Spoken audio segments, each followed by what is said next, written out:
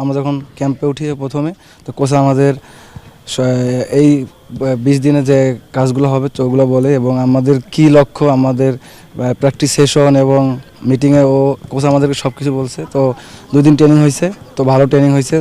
কালকে আমাদের attacking practice হয়েছে, তো খুব ভালো হয়েছে। এবং আসলে বিশ্বনাথ এমন একটা প্লেয়ার, খুব পরিশ্রমী প্লেয়ার, তো ওকে সবাই মিস করবে, শুধু আমি না, পুরো টিমই ওকে মিস করবে। তো স্পেশালি বলতে গেলে আমি মিস করবো, কারণ ওর সাথে আমার সাথে বোঝাপড়া অনেক ভালো। তো তারপরে ওর পজিশনে যারা আছে, তো ওরা চেষ্টা করতেছে ওর মতো ওভাবে খেলার জন্য।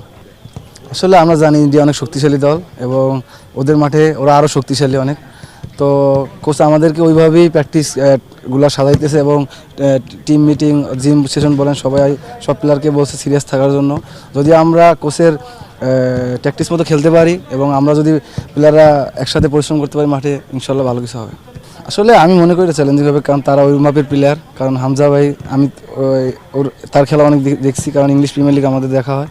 তো হামজা অনেক ভালো প্লেয়ার, এবং ফাহমিদুল ও অনেক ভালো প্লেয়ার। আমি মনে করি না ওরা আসলে আমাদের সাথে ম্যাচ করতে অতটা তাদের অনেক অসুবিধা হবে আর কি।